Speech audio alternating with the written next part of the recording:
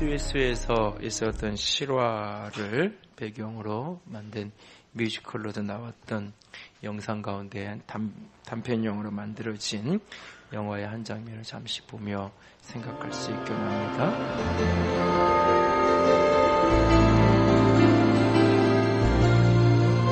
일어났어? 아빠 일하러 왔어. 미안해, 아들. 아빠가 같이 놀아줘야 되는데. 밥 먹었어? 밥 먹고 나서 바깥에 마당에 나가봐. 그냥 나가봐.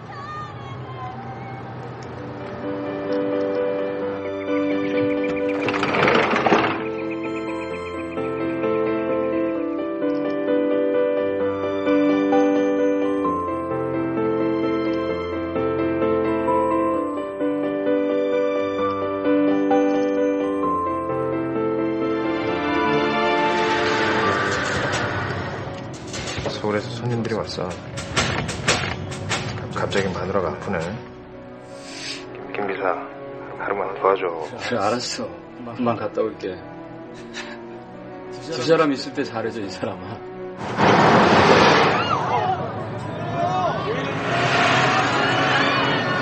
지금 트래키가 고장나는데 다들 걱정하지 말아요.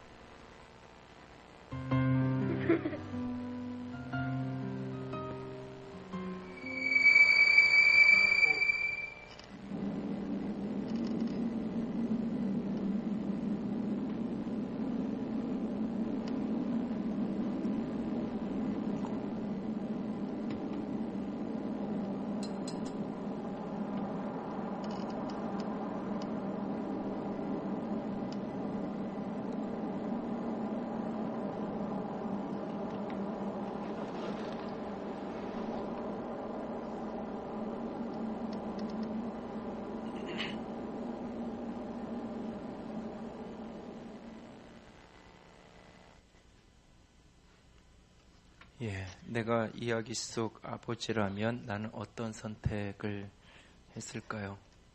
차 안에 있는 많은 승객들의 생명과 저 앞에 보이는 내 아들의 생명. 내가 그 아버지였다면 나는 어떤 선택을 했을까? 쉽지 않은 선택, 쉽지 않은 이야기일 겁니다. 2015년 마지막 송년 예배, 오늘은 예수님의 이름 가운데 하나님의 아들에 대해서 같이 생각하려고 합니다. 스크린을 올렸다가 내리세요. 예수님의 이름에 대해서 몇 주 계속 나누고 있습니다. 그 이름은 하늘의 사명을 가지고 이 땅에 내려오셔서 이 땅을 거니신 나사렛 예수. 어제도 오늘도 그리고 내일도 우리와 함께 하시는 임마누엘, 우리의 구원이 되시는 메시아 그리스도, 하늘의 통치자여 일상의 주관자가 되시는 우리 주님, 그 사람의 아들, 곧 인자, 그가 우리 예수님이십니다. 그리고 그의 또 다른 이름 하나, 오늘 생각하기 원하는 것은 하나님의 아들이라고 하는 이름입니다. 예수님께서 자기 자신을 가장 흔하게 불렀던 호칭은 인자였습니다. 그렇다면 사람들이 예수님을 향하여서 불렀던 대표적인 이름 가운데 하나가 있다면 그것은 바로 하나님의 아들이라는 이름입니다. 특별히 가장 먼저 예수님을 하나님의 아들이라고 불렀던 사람들은 귀신 들린 사람들, 귀신 들린 사람들의 입술을 통해서 예수님의 하나님의 아들 되심을 가장 먼저 알아보고 이야기하기도 합니다. 예수님은 사실 자기 스스로를 하나님의 아들이라고 직접적으로 한 번도 이야기하지는 않습니다. 그러나 예수님이 하시는 말씀이나 예수님이 하는 행동이나 이런 것들을 보면 하나님의 아들만이 할 수 있는 행동, 하나님의 아들만이 할 수 있는 말씀을 하십니다. 그래서 사람들은 예수님을 향해서 당신이 하나님의 아들이냐라고 묻습니다. 그러면 예수님은 그것을 부정하지 않습니다.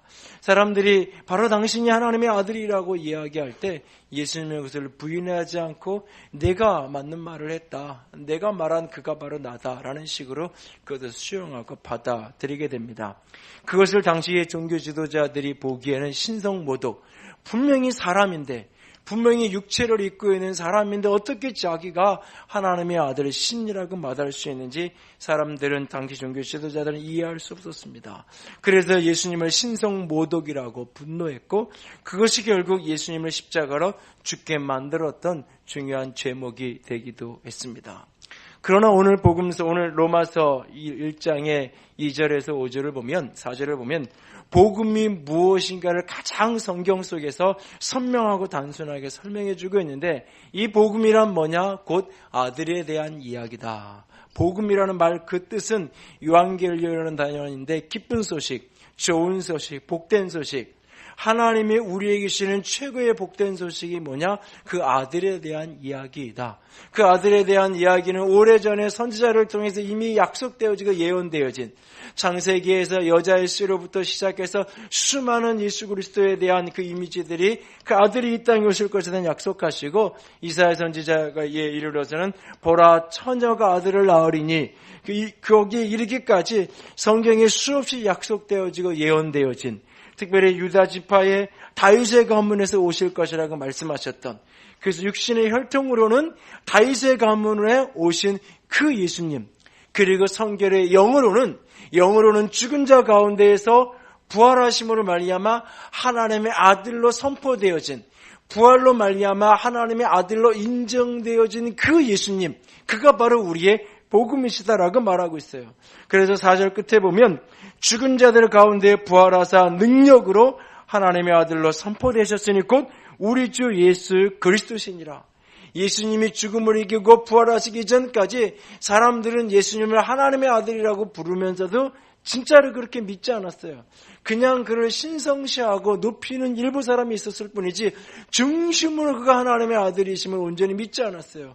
그러나 그가 죽으시고 부활로 살아남으로 말미암아 진정 그가 하나님의 아들, 하나님의 생명을 가진 하나님이신 것을 세상 가운데 선포하시고 증거하셨다고 말합니다. 하나님의 아들이 사람이 되어 이 땅에 오신 그 하나님의 아들에 대한 이야기, 그것이 복음이라고 말합니다. 이 로마서 이 본문을 특별히 이 4절에 하나님의 아들로 선포되었다. 이 본문을 묵상하다가 복음서의 두 장면이 제 마음속에 오버랩됩니다. 한 장면은 예수님이 세례를 받으시는 장면입니다. 예수님이 세례를 받으시고 이렇게 올라오시는 그 순간 하늘문이 열리고 하늘에서부터 성령이 비둘기같이 그 위로 내려오시면서 하늘에서부터 음성이 나서 소리가 들려요.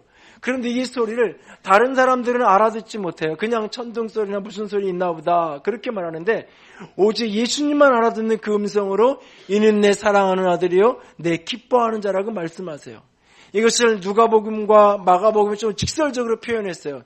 이는 내 사랑하는 아들 이렇게 표현하지 않고 너는 내 사랑하는 아들이요 너는 내 기뻐하는 자라고 하늘에서 예수님이 세례받으시는 그 순간 친히 하나님께서 그에게 말씀하십니다.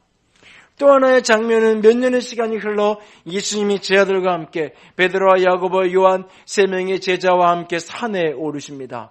변화산이라고 우리가 부르는 그 산의 정확한 위치는 알죠. 한 산에 예수님이 오르세요. 제자들과 함께. 그리고 그 속에서 예수님께서 천상의 모습으로 저 하늘 영광 가운데 있었던 그 모습으로 예수님이 잠깐 변화되시는 모습이 등장을 해요. 그날 베드로가 그것을 보고는 주님 여기에 초막셋을 지읍시다. 하나는 예수님을 위해서, 모세를 위해서, 엘리야를 위해서 여기 초막셋을 짓고 여기 우리 살았으면 좋겠어요 라고 말해요. 그때 저 구름 가운데에서 한 음성이 들려져요. 하나님의 음성이 들려지는 겁니다. 이 순간은 예수님뿐만 아니라 거기에 함께 있었던 3명의 제자들까지도 같이 알아듣는 음성으로 들려져요. 이는 내 사랑하는 자요, 내 사랑하는 아들이요, 내 기뻐하는 자라. 그러니 너희들은 그의 말을 들으라 라고 말씀하세요. 그러니까 이 제자들에게 하나님이 직접 소개하시는 거예요. 이 예수는 사람들의 묵신해 보이는 그게 아니라 그냥 한 사람의 아들이 아니라 내 아들, 하늘 아버지, 하나님의 아들이다. 내 기뻐하는 자고 내 아들이다. 그러므로 너희들은 그가 하는 말을 듣고 그가 하는 말을 순종해라 라고 말씀하세요. 하나님이 복음서 속에서 2차례 명확하게 예수님을 향하여 내 아들이라고 말씀하세요. 그리고 당신의 아들이심을 온 세상 가운데 확증하시면서 드러내는 사건이 뭐냐? 죽음 가운데서 일으켜 세우시는 거예요. 부활로 말미암아 그가 하나님의 아들, 곧 하나님의 생명을 가진 하나님이심을 온 세상 가운데 드러내 보여주신 것을 봅니다. 오늘 그 이름, 하나님의 아들이라는 그 이름 속에서 하나님이 당신의 아들을 내 아들이라고 말씀하시는 이 선포 속에서 우리에게 가르치기 원하시는, 우리에게 말씀하시기 원하시는, 우리에게 선포하고 우리에게 들려주기 원하시는 하나님의 마음은 무엇일까요? 하나님의 아들이라고 불려지는 그 이름에 담긴 하나님의 선포는 첫 번째로 아들의 가치로 여겨주는 사랑의 선포입니다. 오늘 하나님의 아들이라는 그 이름은 우리를 향하여서 그 아들의 가치로 내가 너를 사랑한다라고 하는 우리를 향한 하나님의 사랑의 고백인 것입니다. 성탄절 말씀드렸어요. 예수께서 하나님이신 그분께서 사람이 되셔 이 땅 인자가 되신 그 사건은 예수 그리스도 당신의 자기 부인적 사랑이라고 말씀했어요.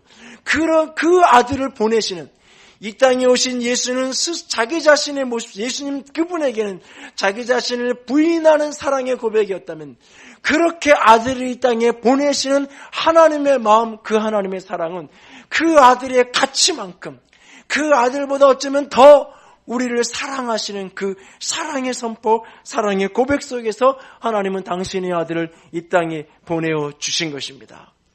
여러분, 우리가 성탄절이 되어서 이 성탄 카드를 만들거나 특별히 백화점에 이런 데 가서 이렇게 아름답게 장식된 것을 보면 우리도 이렇게 추리를 하고 빛을 반짝반짝 해놓지만 너무너무 화려하고 아름답게 해놓죠. 예수님이 누이신 구유는 황금으로 장식되어 있고 거기에는 환한 빛이 들어가 있는 너무너무 아름다운 모습을 그려주고 있어요. 그러나 여러분, 첫 번 크리스마스의 그날의 그곳은 결코 그렇게 아름다운 곳이 아니에요. 앳된 얼굴에 10대 중반의 소년이었던 아버지 요셉은 마구간에 그 오물들을 치우느라고 땀을 뻘뻘 흘렸을 겁니다.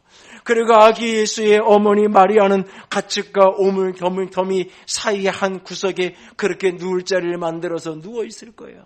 그리고 짐승들의 먹이가 담겨져 있는 그 구유에, 그 먹이통에 아기 예수가 그렇게 누워져 있습니다. 여러분, 아무리 가난하고 아무리 사는 게 팍팍하고 아무리 사는 게 고단해도 오늘 예수 그리스도의 탄생만큼 초라하고 예수 그리스도의 탄생만큼 기가 막힐 어려움 속에 세상에 태어난 사람이 과연 얼마나 될까요? 이 세상에 가장 초라하고 어려운 자리에 그렇게 그가 태어나고 있습니다. 그 모습을 하늘 영광의 자리에서 바라보고 계셔야 될 아버지의 마음은 어떤 마음이었을까요, 여러분? 그래서 성탄의 그 사건 속에는, 하나님이 사람이 되어 이 땅에 오신 그 사건 속에는 십자가의 고난이 이미 담겨져 있는 거예요, 사실은. 하나님의 당신의 아들을 우리 가운데 보내시는 그 속에는 아들을 십자가 내어주는 그 아들보다 우리를 더 사랑하는 그 사랑의 고백이 그 사건 속에 이미 담겨 있는 거예요. 저는 오래전에 제 대학 선배였던 목사님이 50대 중반의 나이에 목회를 잘 하시다가 교회 건축이 다 마쳐진 이후에 2 딸아이를 데리고 말레이시아로 선교사를 떠나는 그 뒷모습을 보았던 기억이 있어요. 왜 지금의 나이에 그 낯설고 멀었는데 왜 떠나시나요? 나는 말레이시아 영혼들만 생각하면 가슴이 뛰어서 견딜 수가 없어. 이 땅에서 어느 정도 목회를 하고 노예에서 어느 정도 위치가 되고 어느 정도 교회를 건축하고 이제는 어떻게 보면 편안하게 50대 이후에 10년, 15년을 열정적으로 목회할 수 있는 모든 것을 다 내려놓고 선교지를 떠나는 그 모습, 그것 자체가 때로는 고난일 수 있지 않을까요? 한국의 감리교 선교사로 처음 한국의 선교사로 왔던 아펜젤로 선교사는 막 결혼한 지 몇 달이 안 되는 신혼이었어요. 20대 중반의 신혼부부가 태평양 바다를 건너서 낯설고 물서른 대한민국, 이 조선 땅에 와서 그냥 사는 것 자체가 순교예요. 그가 목포 앞바다에서 물에 빠진 영혼들을 구원하다가 살리려고 뛰어들었다가 결국 순교하게 되지만, 순교하지 않았다 할지라도 그는 이미 태평양 바다를 건너오는 것 자체가 이미 그 속에 순교가 들어있는 거고, 그 속에 이미 자신의 모든 것을 내어주는 고난이 그 속에 담겨져 있는 거예요. 하나님이 당신의 아들을 이 땅에 보내시는 그 고백 자체, 하나님의 당신의 아들을 내어주는 그 사건 자체에 우리를 향한 깊은 사랑, 그 아들을 그렇게 내어주면서까지라도 우리를 살려야 되겠네. 그 아들을 십자가에 버리면서까지도, 그 아들을 이렇게 낳고 천한 자리에 내어주면까지도 우리를 살려야 되는 그 아버지의 사랑이 하나님의 아들이라는 그 이름 속에 담겨 있는 거예요.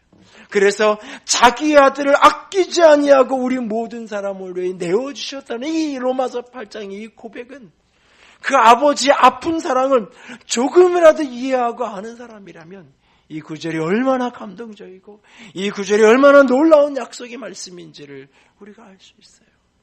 여러분, 하나님의 아들이라는 예수의 그 이름 속에는 그 아들을 이 땅에 보내신, 내어주신 하나님의 사랑, 저와 여러분을 그 아들의 가치만큼, 아니 아들보다 더 우리를 사랑하셔서 우리를 자녀 삼기 원하시고 아들 삼기 원하시는 그 하나님의 아픈 쓰라린 사랑의 고백이, 사랑의 선포가 그 속에 담겨 있음을 믿음으로 붙들 수 있기를 원합니다. 두 번째로 하나님의 아들 된 그 이름 속에 담겨 있는 아버지의 고백, 아버지의 선포는 아들 안에 생명을 담은 구원입니다. 아들 안에 생명을 담은 구원의 고백, 구원의 선포가 그 속에 있는 거예요. 아버지는 그 아들 속에서 우리에게 생명을 주기를 원하셨어요.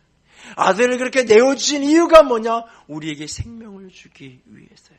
여러분, 예수님을 하나님의 아들이라고 말하는 중요한 이유가 뭐냐? 그 속에는 하나님의 생명을 가졌기 때문이에요. 저희 아이들을 제 이름에 성을 붙여서 저 아이라고 이야기해요. 그 이유는 뭐냐? 그 아이 속에 내 생명이 한 부분이 그 속에 있는 거예요. 그래서 그 생명을 이어가기 위해서 사람들은 그렇게 애를 쓰고 자녀를 갖기 위해 대를 이렇게 애를 쓰는 거예요. 내 생명의 한 부분이 내 자녀에게 있는 것처럼 예수를 하나님의 아들이라고 말할 때 그 예수님 안에 하나님의 생명이 그 속에 담겨 있는 거예요. 하나님의 생명이 그 속에 있기 때문에 이 땅의 어떤 죽음의 권세도, 이 땅의 어떤 사단의 권세도 그 예수를 죽음에 묶고 있을 수 없는 거예요. 그래서 사도행전 2장을 보면 예수님께서 부활을 승천하신 후에 성령을 기름 부음 받고 성령을 체험한 베드로가 설교하면서 예수님의 죽음과 부활을 해석하면서 이렇게 설교해요. 하나님께서 그를 죽음의 사망의 고통에서 풀어 살리셨으니 이는 그가 사망에 매여 있을 수 없었습니다. 이는 그가 사망에 매여 있을 수 없다라고 말하고 있어요. 이 헬라어 원문을 보면 죽음이 그를 올가맬 수 없다라고 돼 있어요. 왜? 예수 안에 하나님의 생명이 있기 때문에. 하나님의 생명이 있기 때문에 죽음이 잠시 그를 때릴 수는 있어도 죽음이 계속 그를 묶을 수가 없는 거예요. 그래서 그가 부활의 영광으로 살아나신 것을 보게 되어집니다. 그래서 아들이 이 땅에 오신 것은 우리를 구원하기 위해, 생명 주시기 위해서라고 말해요. 그래서 아들이 있는 자에게 생명이 있고 아들이 없는 자에게 생명이 없는 거예요. 요한 1서 5장 11절 12절 같이 읽습니다.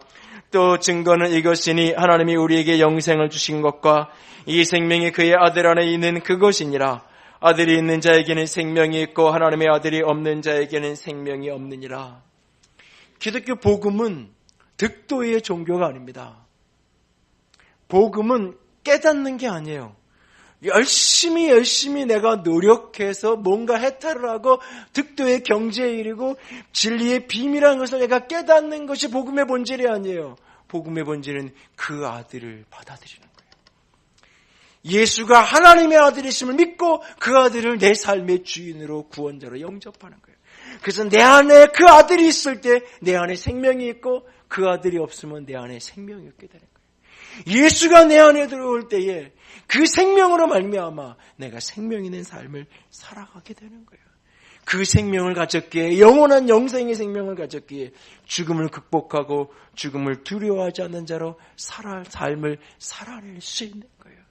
예수 안에 있는 생명이 저 여러분 안에 충만하게 풀어질 수 있기를 원합니다.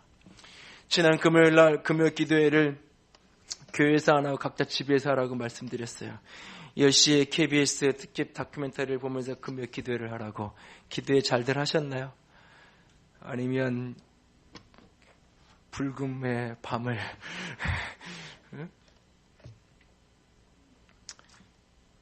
일사가구 주기철 목사님에 대한 이야기의 다큐멘터리의 마지막 부분을 보면 순교하기 직전에 주 목사님의 가족들과 마지막 면회를 하는 장면이 나옵니다.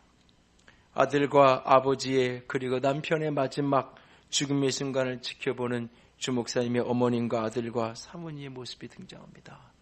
통곡 속에 처절한 고통 속에 오열하는 그 장면 속에 주 목사님 사모님이 이렇게 얘기하십니다. 목사님은 승리하셔야 합니다. 산정현 교회 아니 조선의 백성들 앞에 결코 일제와 타협하는 모습을 보여서는 안 됩니다. 힘겹게 마지막 힘을 다해 주 목사님의 마지막 유언을 이렇게 고백합니다. 그로써 나에겐 일사각오의 길만 있을 뿐이요 아이들과 어머니를 부탁하오 내 하늘나라에 가서 기도하리이다. 철장을 사이에 두고 오가는 그 대화를 지켜보던 일제의 순사는 온갖 고문의 흔적 속에 힘겹게 메어 달려있는 주 목사님을 향하여서 다가가며 이렇게 소리칩니다. 그래요, 지금 목숨 하나 아깝지 않다는 그 말이요. 그러면서 주 목사님 가까이 다가가서 이렇게 속삭입니다. 마지막 내 한 가지 물어봅시다. 당신이 그토록 사랑한다는 하나님이 도대체 지금 어디서 뭐하고 있어? 이렇게 당신이 다 죽어가는데 어디서 낮잠이라도 자고 있어? 비아냥거림의 소리에 아랑곳하지 않은 채로 주 목사님은 마지막 힘을 내어 이렇게 고백합니다. 난 내 힘으로 이 고통을 견디고 있는 게 아니요. 오로지 그분의 존재와 사랑 때문이요. 나는 내가 십자가를 지고 있다고 생각했지만 사실은 주님이 내 십자가를 지고 가고 있었어. 순간 일제의 순사는 놀라움에 할 말을 잃고 뒤로 물러가며 시작해라고 소리칩니다. 그 소리와 함께 잔혹한 고문 속에 그는 그렇게 죽음을 맞이하게 됩니다. 다큐멘터리는 아버지의 죽음을 아들의 시선으로 비추어가고 있었습니다. 아버지는 왜 꼭 저렇게 인생을 살아야만 했던가? 왜 아버지의 하나님은, 하늘아버지는 아버지의 저 신실한 믿음 앞에서도 하늘아버지는 왜 돕지 않으셨던 것일까? 아들은 그날 이후 오랫동안 고민합니다. 젊은 날 방황하며 복음을 등지고 살아가기도 합니다. 오랜 세월이 지난 후에야 아버지의 하나님을 중심으로 믿고 받아들이게 되어지고 아버지를 아버지여서가 아니라 한 사람의 신앙으로 존경하게 되어집니다. 몇 년 전에 돌아가신 고 주광조 장로님의 마지막 육필 글들을 중심으로 해서 다큐멘터리는 그렇게 구성되어져 있는 것을 봅니다. 무엇이 한 사람으로 하여금 죽음을 넘어선 결기를 보이게 했던 것일까요? 누구보다 의지가 강한 사람이었기 때문일까요? 누구보다 잘 훈련된 사람이었기 때문일까요? 결코 그렇지 않습니다. 내 안에 예수의 생명이 분명하게 있기 때문에 내 안에 하나님의 아들의 생명을 넘치도록 가졌기에 여러분 천국이 분명히 있다면 이 세상은 지옥일 수 있어요. 여러분 만약에 천국이 없다면 우리를 기다리는 게 지옥이라면 이 세상이 천국이죠. 내일 나를 위해서 기다리는 게 지옥이라면 여기가 천국에서 이 세상을 집착할 수밖에 없는 거예요. 내일 나를 기다리는 게 천국이라면 그것을 비교하면 이 세상은 마치 지옥 같을 수 있어요. 그래서 세상의 생명을 당당하게 놓을 수도 있는 거예요. 내 하늘나라에서 기도하리이다. 마지막 말을 남겨놓을 수 있는 거예요. 오늘 아들 안에, 예수 안에 생명이 있습니다. 하나님의 생명이. 그 생명을 품고 생명을 가지고 이 세상을 살아갈 수 있는 저 여러분이 될 수 있기를 원합니다. 세 번째로 그 아들의 생명을 가진 사람은 그 아들로 인해서 어두움을 능히 이기는 능력을 갖게 됩니다. 아들의 생명을 가진 사람은 그 아들의 생명으로 말미암아 영원한 영생의 확신을 가지고 구원의 확신을 가지고 살아갈 뿐만 아니라 오늘 이 세상 속에 생명을 빼앗아가는 어두움을 이기는, 세상을 이기는, 마귀를 이기는, 죽음의 권세를 이기는, 세상의 유혹과 허탄한 것을 이기는 승리자의 삶을 살아가는 능력의 선포가 바로 하나님의 아들됨의 고백이에요. 여러분, 예수님이 하나님의 아들 되신 것을 그 귀신 들린 사람들이, 귀신들이 가장 먼저 알아봤다 그랬어요. 왜요? 자기들이 남의 집에 와서, 남의 나라에 와서 자기 마음대로 펼치고 마음대로 다스리고 마음대로 활보하며 살아가고 있는데 어느 날 주인이 온 거예요. 주인이 오니까 가장 먼저 알아보고 가장 먼저 불편하고 기분 나쁜 거예요. 주인이 오면 내 모든 걸 다 빼앗길 테니까. 그래서 다윗의 자손이 하나님의 아들이여 당신과 나랑 무슨 상관입니까? 당신과 나랑 무슨 상관입니까? 나를 그냥 이대로 내버려 달라고 귀신들은 예수님에게 호소하고 있는 것을 보게 돼요. 하나님의 아들이신 그분께서 이 땅에 오실 때 귀신이 가장 먼저 알아보고 있다는 것은 귀신이 가장 두려워하고 있다는 거예요. 우리 안에 하나님의 아들의 생명이 충만하게 될 때 우리는 귀신을, 마귀를, 어둠을 능히 이겨낼 수 있는 거예요. 눈에 보이는 실제적 귀신의 역사뿐만 아니라 다양한 가치관과 사상과 문화 속에 역사하는 온갖 어두움들을, 온갖 부정적인 죄악된 가치관들을 능히 이겨낼 수 있는, 육신의 정력을 자극하는 수많은 어두움의 세계관들을 이겨낼 수 있는 힘이 하나님의 아들의 생명, 아들의 능력 안에 우리 가운데 있는 거예요. 그래서 그 아들을, 하나님의 아들이 이 땅에 오신 이유가 뭐냐? 요한에서 3장에는 마귀의 일을 멸하기 위해 하나님의 아들이 이 땅에 왔다고 이야기해요. 요한에서 5장 4절과 5절은 또 이렇게 이야기합니다. 같이 읽습니다. 무릇 하나님께로부터 난 자마다 세상을 이기느니라. 세상을 이기는 승리는 이것이니 우리의 믿음이니라. 예수께서 하나님의 아들이심을 믿는 자가 아니면 세상을 이기는 자가 누구냐? 우리가 믿음으로 세상을 이기는데 자기 확신이 아니에요, 여러분. 나는 할 수 있어, 나는 할 수 있어, 나는 이런 문제 능히 이길 수 있어, 나는 성공할 수 있어, 나는 아무리 어려워도 이겨낼 수 있어라고 하는 자기 신념의 믿음을 이야기하는 게 아니에요. 하나님의, 예수님이 하나님의 아들이심을 믿는, 예수 안에 하나님의 생명이 있음을 믿는, 그래서 내가 예수님을 믿음으로 영접하고 받아들일 때 그 하나님의 생명이 내 안에 부어져 있음을, 그래서 내가 하나님의 아들, 하나님의 딸, 하나님의 자녀 되었음을, 하나님의 생명이 내 안에 있기에 이 세상의 거짓된 생명, 이 세상의 죽음이, 이 세상의 어떤 유혹도 나를 결코 이길 수 없음을 믿는 그 믿음이, 예수가 하나님의 아들이었음을 믿는 그 믿음이 나를 능히 세상을 이기게 하는 것입니다. 하나님의 아들의 생명으로 세상을 어둠을 능히 이기는 저와 여러분이 될 수 있기를 원합니다. 몇 주 전부터 교회에 나가고 있는 늦둥이 지각생입니다 라는 문장으로 시작되어지는 편지 한 장을 며칠 전에 받았습니다. 본인의 허락을 받아서 그 부분 중에서 일부분을 조금 소개해 드리려고 합니다.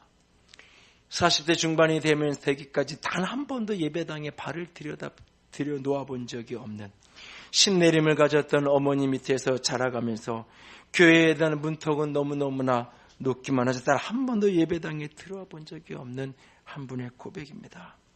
지난달까지도 저는 거의 매일 한두 번은 사람들에게 말해왔습니다. 어린 두 아들이 아니라면 당장 죽었으면 좋겠다고. 아침에 눈 뜨는 것이 너무 더덥고 허무하고 그냥 매일 아무 신에게나 기도했습니다. 내일 아침에는 눈을 뜨지 않고 그냥 편안히 영원히 잠들게 해주세요라고. 그러다가 우연히 아니 너무 싫어서 싸우다시피 하며 끌려간 하누리교회. 난생 처음 발을 들여놓은 교회의 내부 모습은 그냥 낯섦 그 자체였습니다. 찬송가를 부르시는 성도님들 사이에서 전 그냥 너무 어색해서 도망치고 싶었습니다.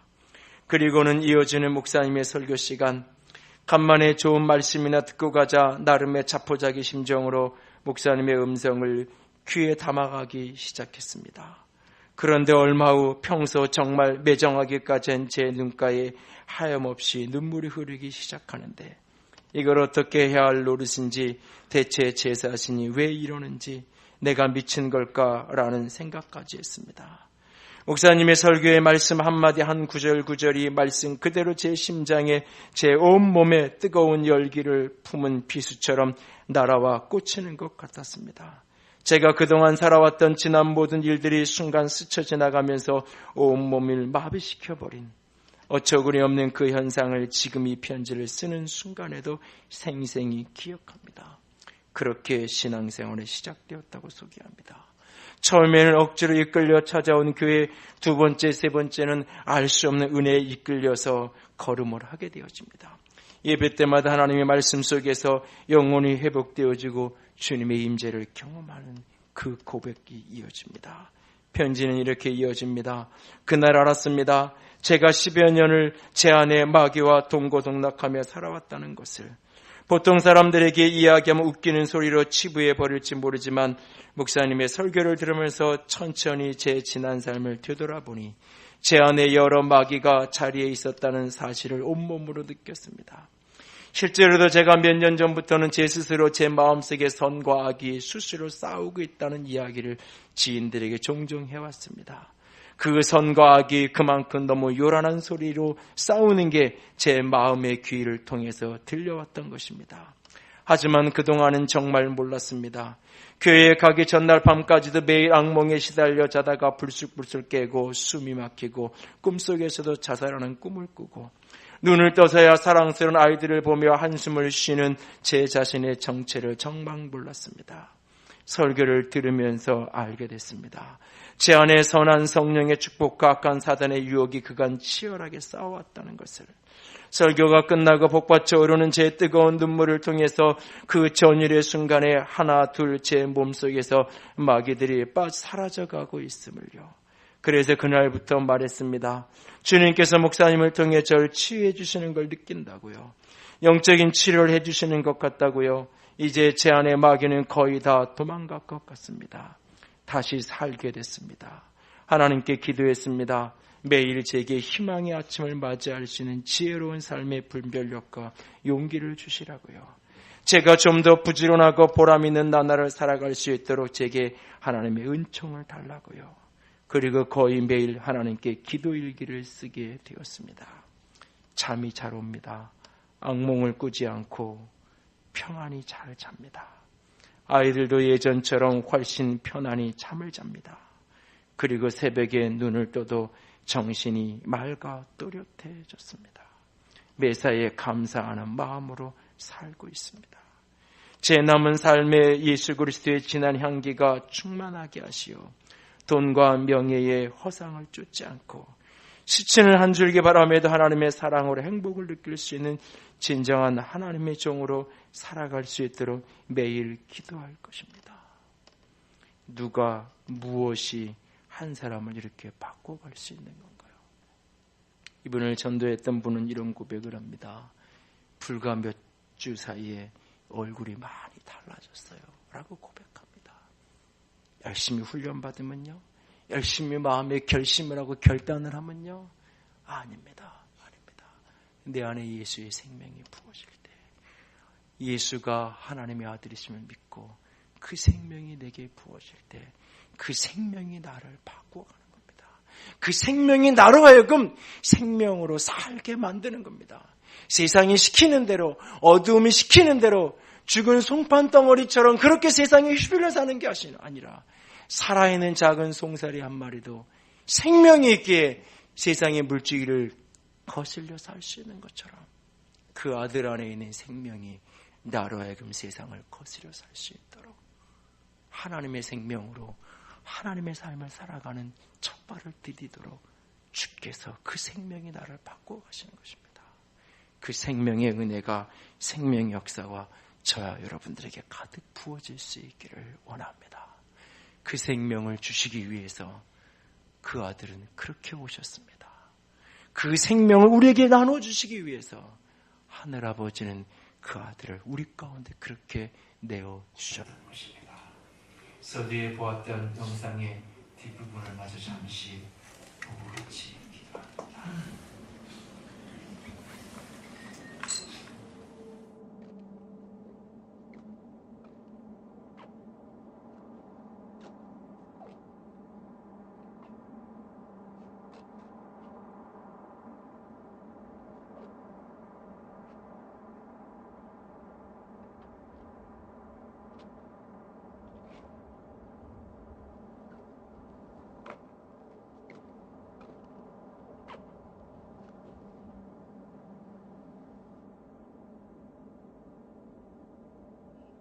밥 먹었어?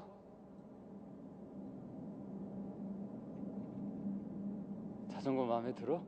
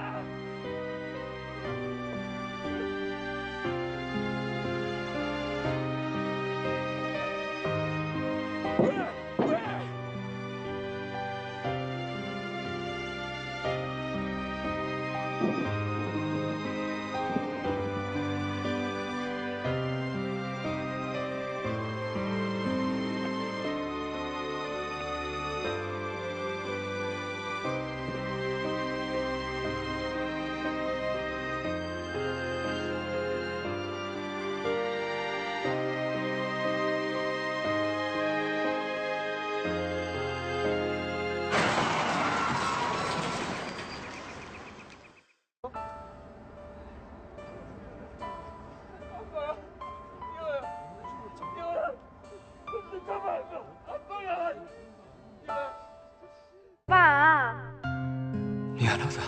미안해. 아빠, 나 오늘 생일이니까 빨리 와야 해. 사랑한다, 아들아. 아빠, 나도 사랑해.